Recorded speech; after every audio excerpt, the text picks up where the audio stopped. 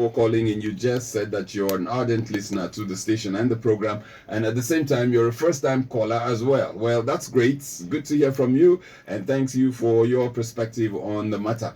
And talking about perspectives, I've got in the studio a gentleman, somebody who should know, who quite honestly spends his time contributing to, things that are happening in Nigeria and how all of us can add our voices to the conversation to make sure that at the end of the day, everybody gets a good deal and Nigeria is a better place for all. Please join me most respectfully with all excitement to welcome to the studio this morning Mazi Dixon Iroigbu. He's the convener of the indigenous people of Nigeria. Mazi, it's good to have you. It's a pleasure. You're morning. Too far away from my microphone. Let me come close. Okay, first, before we get into all the troubles of Nigeria. Challenges, not troubles. Okay, challenges. So the challenges of Nigeria. Yes. How are you, Mazi? I'm good. See, Can only get better. The atmosphere, I think the humidity level is a bit too high. I don't know if it's affecting you. I know you live in an AC place and all that. I know. If you have AC, what about the light? Uncle? If you have generator, what about fuel? Uncle? And I hear that very soon now, fuel is probably going to even everything about our country right now is just sad. Really. And the challenges are too much. About being sad, would you say that the situation in River State is sad? Is it sad? It's appalling. That's even worse. Yes, it's appalling because this is man-made. It's not like the hardship in the land, the inconsistency in some things that government is doing has stirred conflict in rivers. No, this is politicians, playing a terrible kind of politics that could, wreck both rivers and indeed the entire country, because skirmishes of what we're hearing from rivers, the issue of some places being set ablaze and all of that, you just wonder, to what end is this all about? Someone, as I am now, president of Nigeria, I engaged another Nigerian to serve in the capacity of minister. And that Nigerian is said to be causing chaos in his state, where I am in charge of every part of Nigeria. And I've not called that very minister of mine to order. I have not given him directives against the chaos or confusion he's causing in his state. I think it simply would mean that I'm accomplished. I'm an accomplice in the whole thing, because that means he's doing a yeoman's job for me. Some people have argued, in their opinion, that even the minister who you referred to is coming from the background that during his support for the outgone or suspended governor of River State, that they had illegally suspended, I must say, very illegal. Well, that's because you couldn't do that to an elected office holder. Well, about the illegal part, I think that's it's illegal. It's not about the illegal part. See, we should stop being scared. This is our country. What is wrong? Call it wrong. It doesn't matter who got into the wrong. This is very wrong. What the president did is very wrong. So sometimes no, it's not just an opinion. We have a constitution. Yes. That constitution has where it draws the line, what to do and what not to do. The section that the president quoted, section 305. If you read through it, you will see that you couldn't. There's no way the constitution empowered the president to sack, as an individual, sack an elected governor, sacked the state assembly.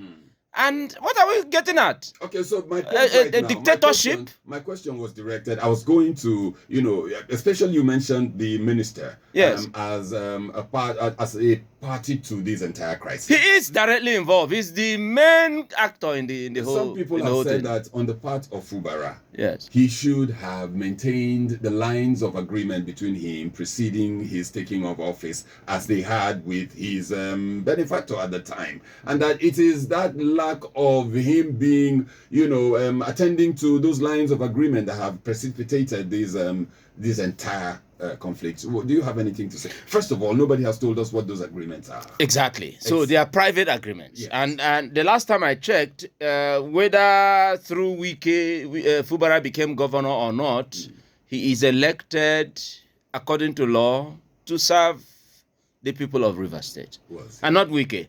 But that's by the way. Yeah. You see, if I were, because actually I'm on my way to Rivers immediately after this interview now. My flight is actually for 10 o'clock. Yeah. I personally felt disappointed with Fubara. I felt very disappointed because he expressed or showcased political naivety. It's very naive politically, very, very obvious. Because if I were to be the governor as he is, and I had a challenge, I made up my mind I was going to embark on a disconnect with who made me governor, I'll be ready for the fight, right? And if I wasn't ready for the fight, or I'm not ready for the fight, there will be no need my starting it. Because what is the fight, as I understand? It may not necessarily be money, because will you say Wike doesn't have money? Do you know how much a plot of land is in Abuja? Wike is more like bigger than most governors, if you ask me here, as FCT minister. So it couldn't be money. It was said to be the political structure that Wike wants to hold on to, the political structure in the state and all that. And I said, okay, it was with that structure that he made me governor. I wasn't directly a politician. I had no contribution to it. And that structure helped to make me governor. So what's wrong with my staying loyal to that structure that picked me from where I never imagined that I was going to be a politician, not to talk of becoming governor and all of that, and then just made me governor. So what's wrong with my being loyal to that very structure? But alas, you know, the human nature. Maybe he couldn't take some of the things that the former governor was giving to him and all of that, and then he said to start the fight. First, I think he started the fight too early, because he could have secured his ground and captured his own environment politically. And before you now say, okay, you want to embark on a disconnect mission. So you think he went into this without a plan? Too early. There was no plan. And that's why I say he's naive. And then, okay, I'm asking myself, as governor, would I sit back, as we all know the kind of politics played in Nigeria, where there's no state you go to in Nigeria today where the state legislators are not loyal to the governor. There's no state. So 27 lawmakers are said to be loyal to the former governor of the state where I am governor. Which was part of the complications that were set even before he took office. Yes, it's okay. But what's wrong with poaching? What's wrong with lobbying? What's wrong with engaging? If I were the governor, I would have by now, with all the conflict as it was going on and all of that, by now would have had at least 20 on my side. So what is wrong with Fubara? That's just my confusion, really. Even from your submission this morning, it appears as if this entire conflict was actually set to happen.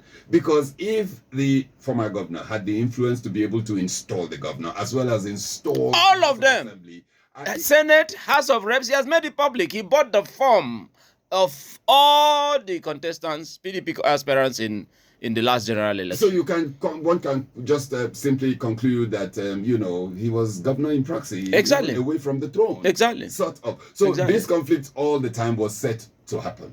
Okay, now there are concerns that the president's declaration cannot stand. It shouldn't stand without a 2/3 majority in the National Assembly. First of all, that's why I said it's illegal. The National Assembly, given that today this might come up for debate, that the National Assembly would be able to do anything to ameliorate the situation. I hope so. I hope they will be able to redeem themselves, because this National Assembly, the 10th Assembly, is seen as a rubber stamp assembly. In fact, if there's anything worse than being a rubber stamp assembly, because I am appalled at the level of interference of the executive arm in the yes, I'm very, very appalled. So am I expecting any miracle? The only miracle that possibly could happen is if these people have said to at least redeem a little bit of the little that is left of their image, because this assembly has no presence in the affairs of this nation at all. It does appear like indications are beginning to come forward that finally when the Senate sits today to deliberate on this matter, they might request that the president tampers down a little bit from 6 months to 3 months and other requests and the rest. If this happens, will it make any sense? It shouldn't even be for 24 hours. You see, it's dangerous if we allow these precedents to fly. If the president succeeds with this, that means one day a sitting president can also be suspended. By And elect anybody. It could be any reason. And to imagine it, that this is a president who is said to have been one of those who fought against the military stay in government and all of that, is now appointing another military man in a state. So is he by whatever means, I don't want to give you that name that is coming to my mind, but is he possibly calling for a military intervention in his own failure in the country?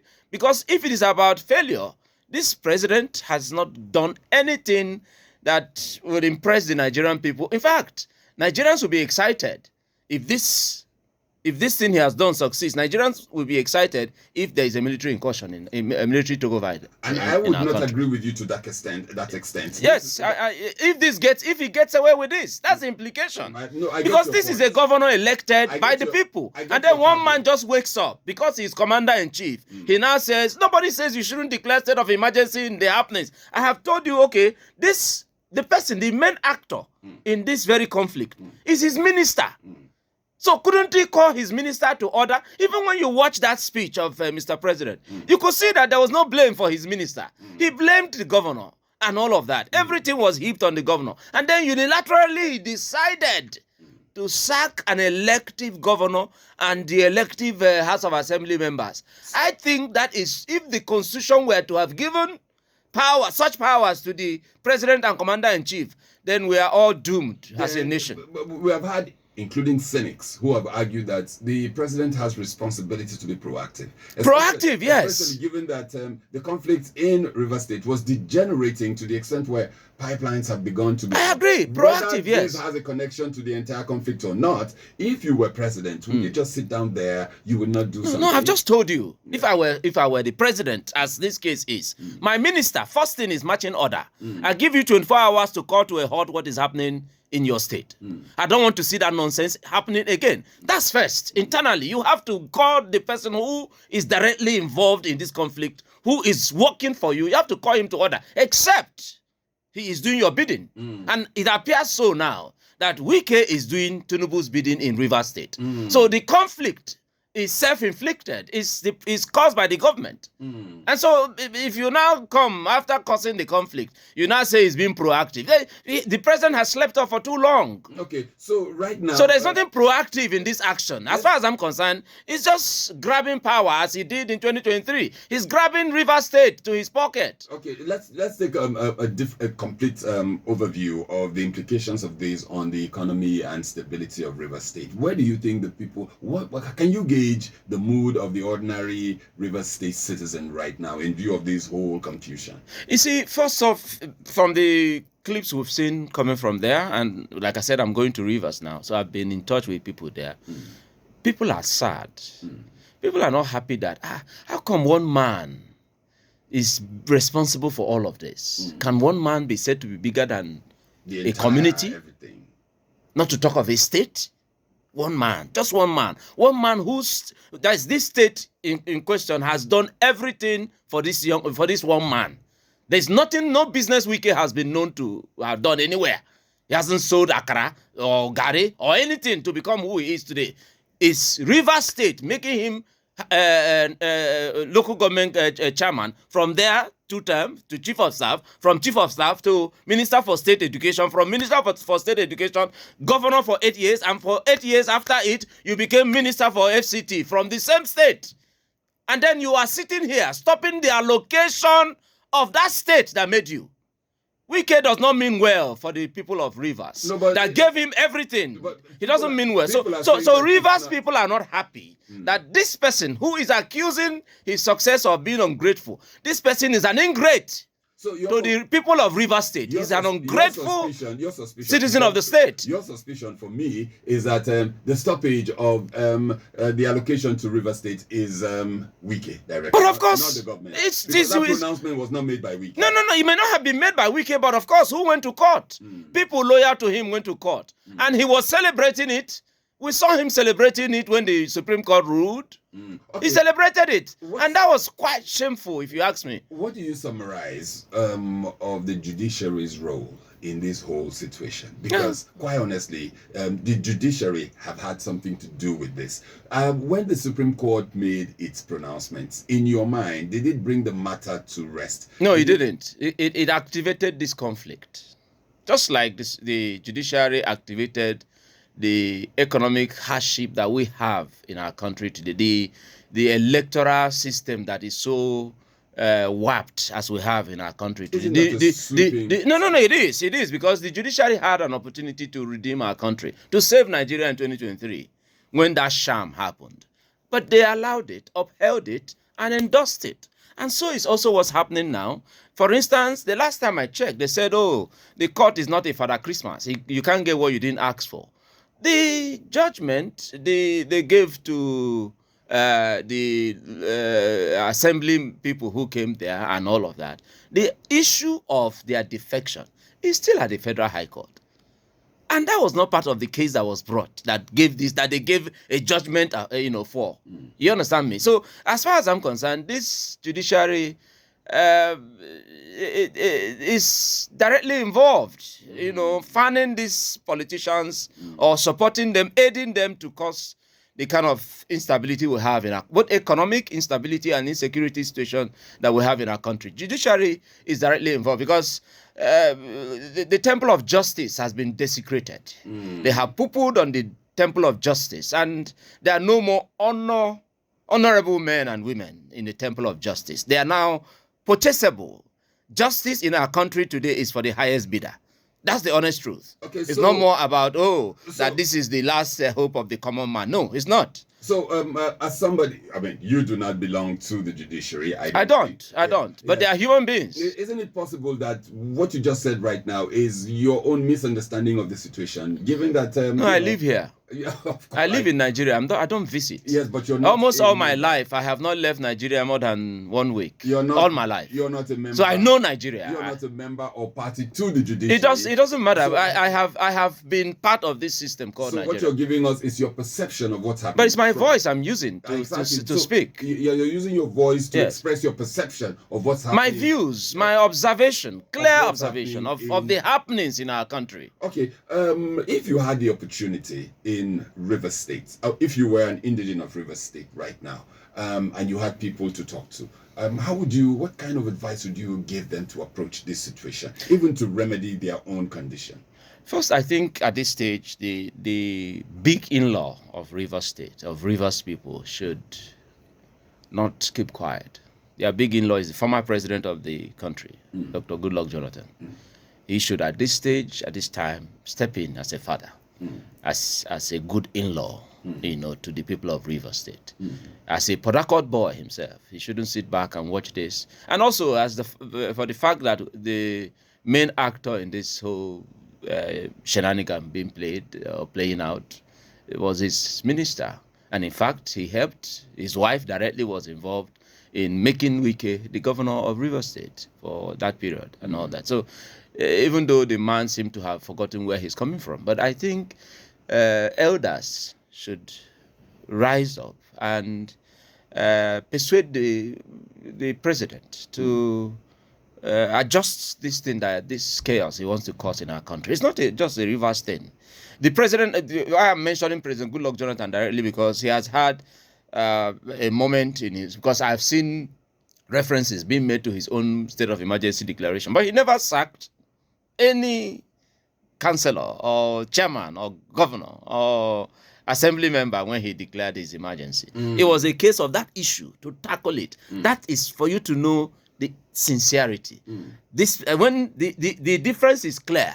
That of Jonathan when he was president had nothing to do with winch hunting or taking sides for or against anybody. It was just for the people of Nigeria as they were located there. And if the elders hadn't taken sides, because I also observed that when this case started, when the issue started, the elders of Rivers appeared to have taken sides. What they should have done is, particularly the former governor,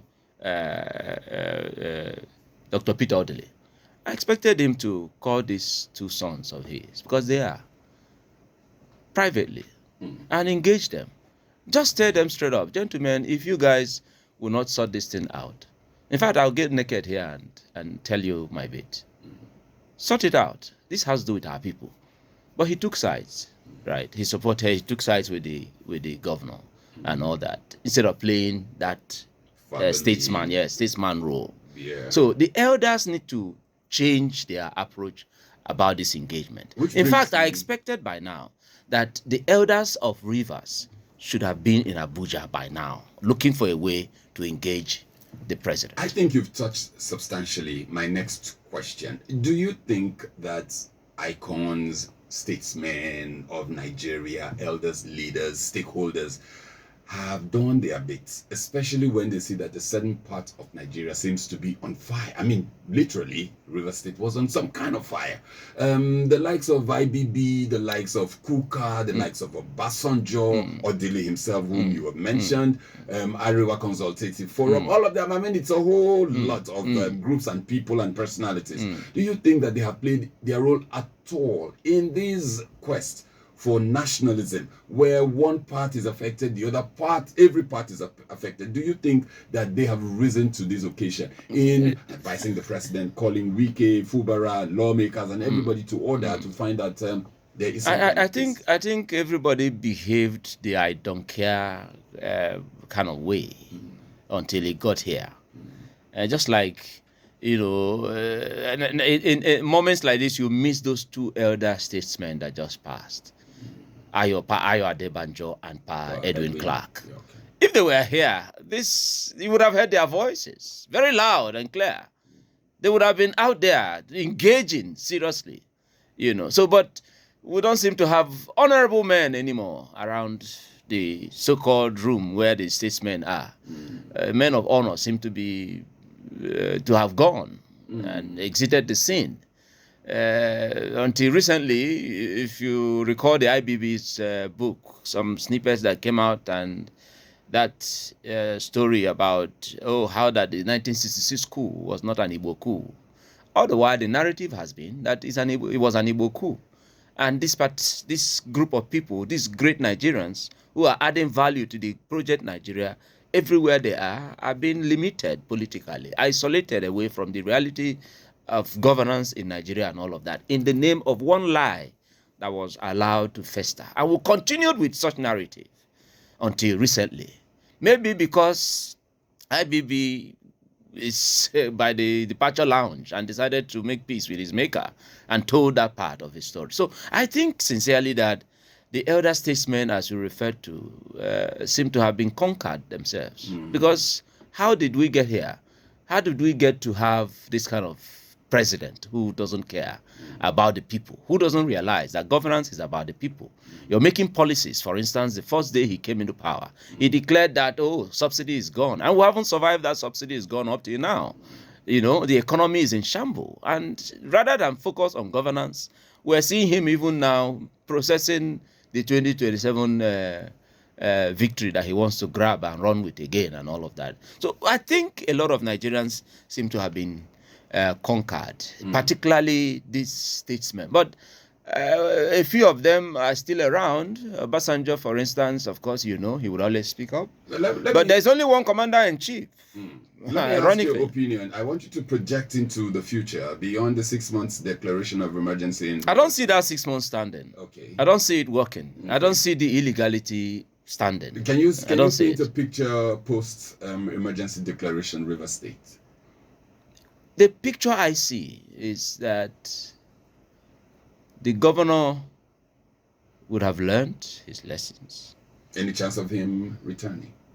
He will return. He has the people's mandate, except this is a banana republic. Except we are now running a despotic system. That's when you now say, a mandate that was given by the people is constitutional. 4-year term. That's what he was given. And he would do that. If not, he should go to court and ensure that that is corrected. Are you able to imagine a scenario, no matter how distant and vague it might appear in your mind, where Fubara and Wike can meet at the table and finally shake hands and, The Wike, as we have seen, where this matter has gotten to, the Wike that we know He said he's not a born-again Christian. He has made his position very clear that he does not accept that part of you slap me on the other cheek, I'll turn the other side.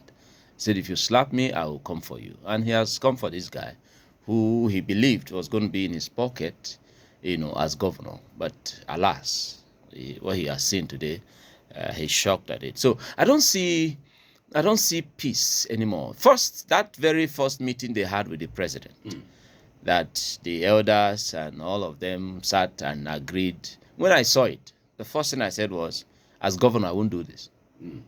I won't subject myself to such humiliation. If you read through that agreement, that first meeting they had with the president, that was more like in favor, everything was in favor of the Wike camp and all that. The truth is that Wike sold Rivers to Jagaban for him to become president. Well, I think that's yes, he did. I don't know. Yes, he did. Were you part of the transaction? We were all part of observing when the transaction happened. No, we saw it. My brother were on air. Yes, we should not say some things, but we were here. I'm not we talking were about here. being on air. Yes. I'm talking about you making, statements that quite honestly you have no evidence. The evidence is there. Election was held in this country, and we saw what played out in Rivers under Wike's watch. Look, those evidences For were goodness taken sake. to the court for tests. This same court you talked about, Well, where Pupu has been, these are the courts of where they have Nigeria, desecrated. unless you have Yes, any it other. is the court of Nigeria. This is also a Nigerian speaking about the ills in Nigeria. I agree. So That's the what I'm happenings, saying. I'm appalled at what is happening All in our I'm saying country. is you're free to, make your opinion Yes. known, but if Yes. you do not have evidence, you cannot make such statements. Where do I tender the evidence? Well, who told you I don't have evidence? Exactly. No, So, if they call for the evidence, I can tender it. a radio So- station is not a court. I agree.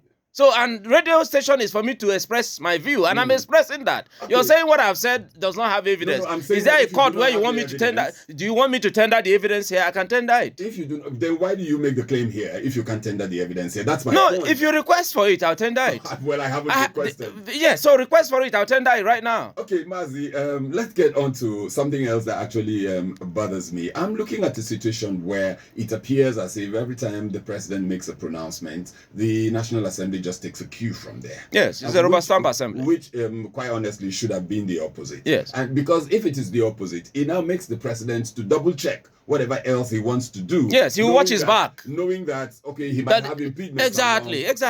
This is an impeachable offense, what the president just did. well, By now, they ought to be getting signatures. let me ask the the president question. ought to hear Let by me- now. let me ask the Security question report. first. That okay, go ahead. Let me ask the question Please go first, ahead. because I might not even be talking about impeaching the president, which, quite honestly, given the Nigerian situation, will just be a waste of time. Everybody's waste of time. Because, nobody else apart from everybody knows that will be an uphill task in Nigeria, given even the scenario. And that's not the issue we're talking about right Nobody now. believed Our that an concern- incumbent could be sacked in Our Nigeria. concern in right Africa. now is River State. Yes. In River State, it just appears to me that, the peace and stability of the people has been truncated. Do you think that the man who's coming to take the charge of things in the place right now understands his role exactly? What do you even think is that role?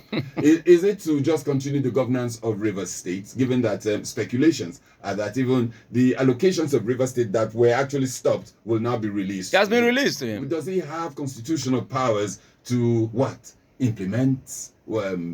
Exactly. I think. How do you think it will work? I think If you were a River State indigene, what do you see going forward? No, if I was an indigene of River State, I will be doing everything possible now to redeem my state, to take my state back, to not allow this illegality to. Like what? Everything possible that is legal. Everything possible that is legal. Protest. Like go to court. Protest, go to court, occupy the villa, occupy Abuja. Shut down the FCT, shut down everything. I'm not talking about violence. Take every legal means to engage the system to correct this illegality. It shouldn't be allowed.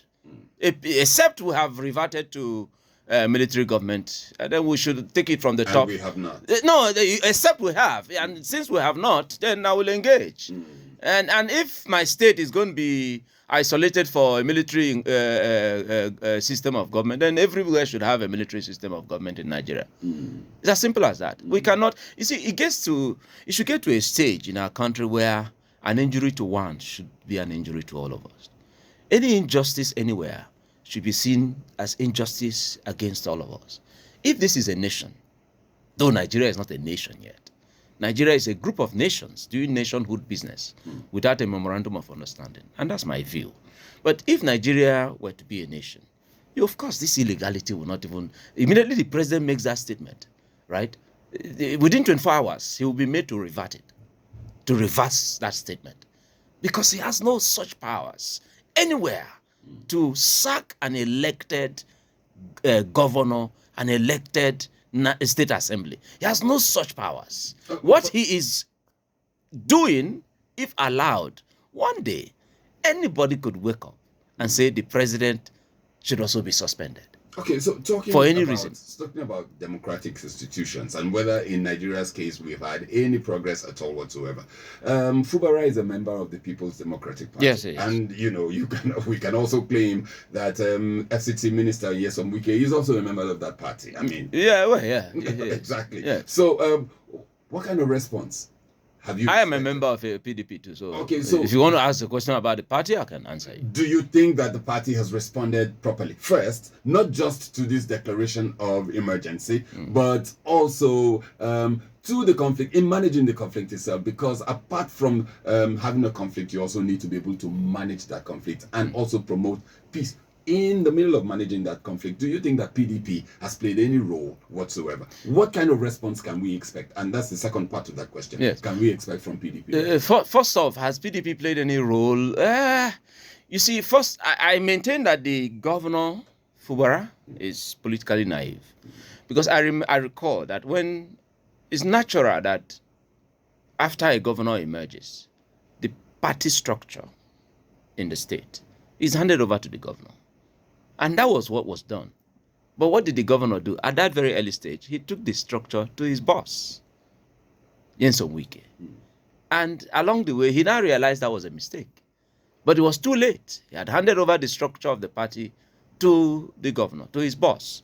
And then when conflict now started and all of that, he didn't carry his party along.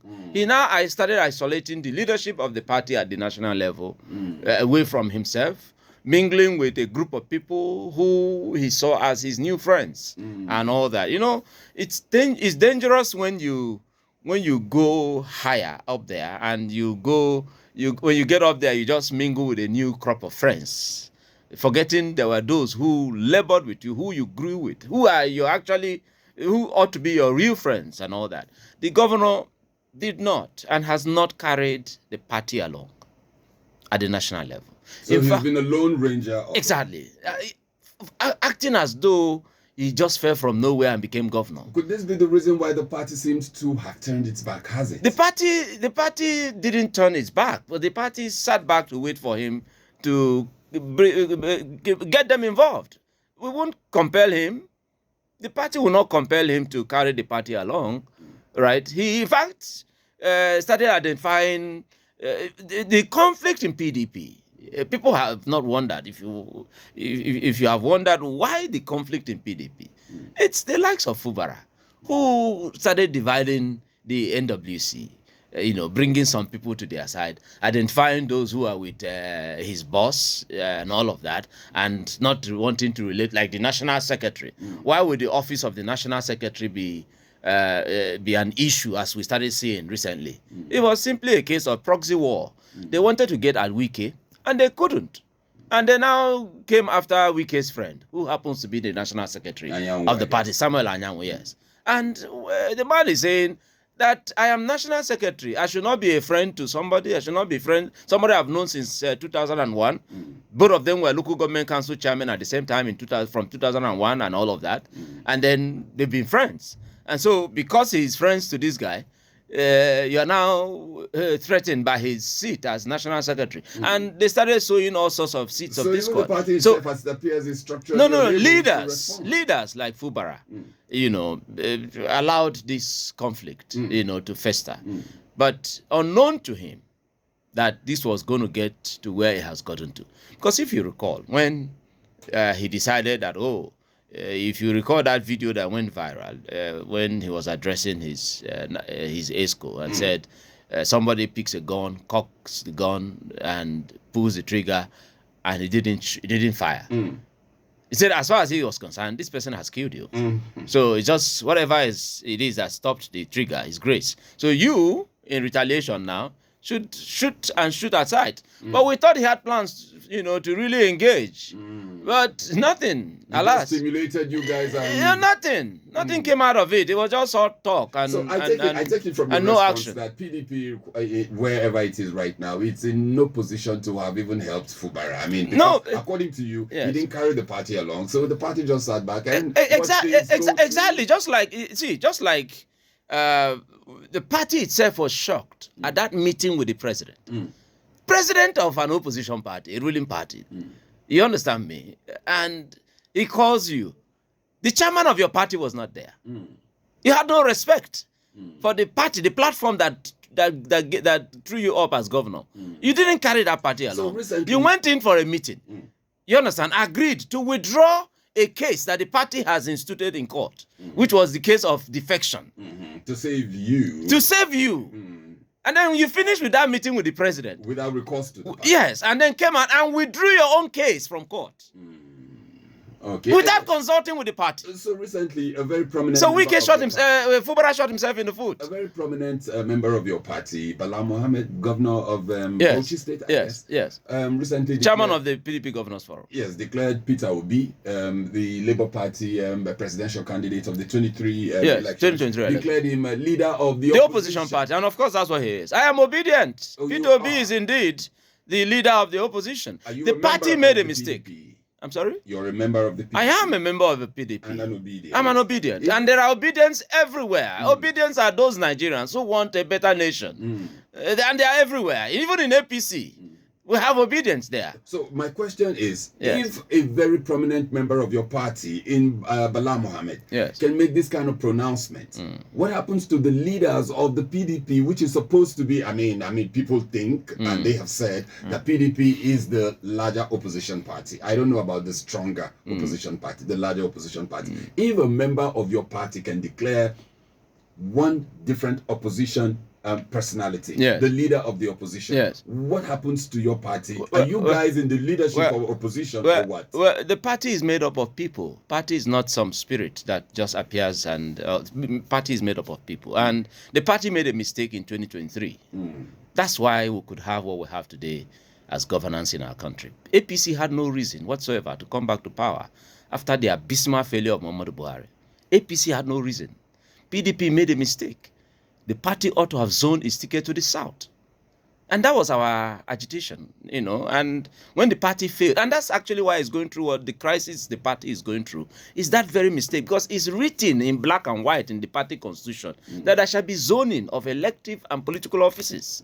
Right? So it was the turn of southern Nigeria. Anybody who had any iota of thought that after 8 years of Muhammadu Buhari, another northerner should take over, that person didn't mean well for the country. So the party made a mistake. And it was simply because of the ambition of one man, Alhaji Atiku Abubakar, who got us into this whole situation. So what you see, or what you saw with Bala Mohammed and Peter Obi, is alignment towards 2027. So the party is looking towards correcting that mistake he made in 2023. So right now, so we can help salvage our country. So we're expecting that in 2027, PDP will probably be considering a presidential candidate from the south.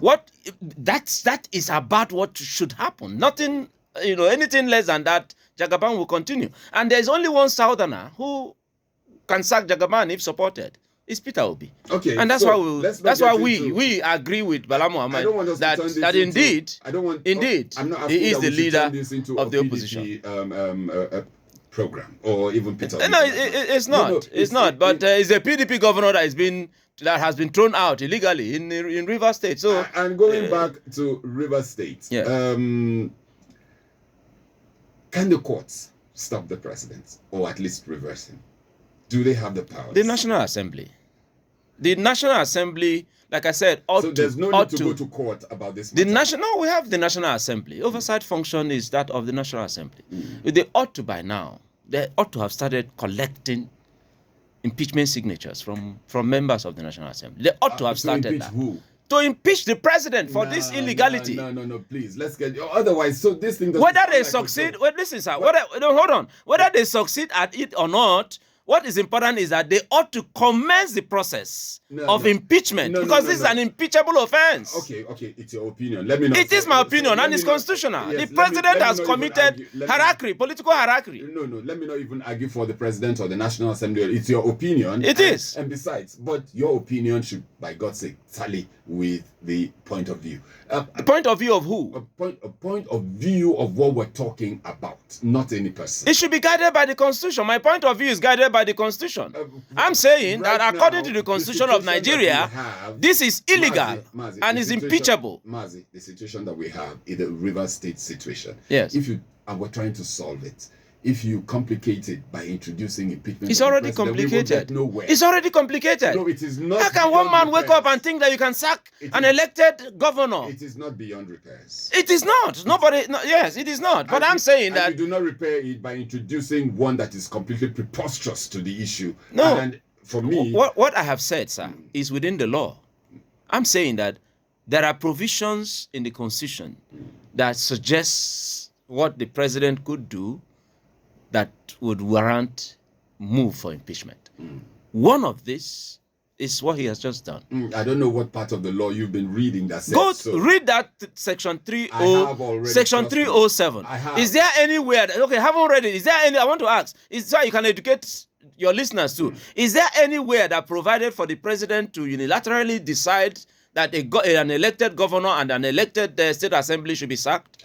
No. Is there anywhere? You're asking me to answer. Yes, please. So I'm telling you now yes. that same part of the Constitution does not even tell us that if the president declared a state of emergency anywhere, even by mistake or wrongfully, he should be impeached. No. There are other parts in the Constitution that now will warrant this call for the impeachment. I'm saying which is the crime committed, which is the illegality that the president has actually done, that now warrants my call for impeachment. Okay, as Nigerians, since you didn't give us that, then indeed you're justifying my call for impeachment. Mazi, me and you as Nigerians, what kind of advice can we have for River State and the things River State indigents, the River State situation? What can we do as a way of probably even prescribing some kind of repairs of a situation that has already degenerated but should be stopped from spiraling even further?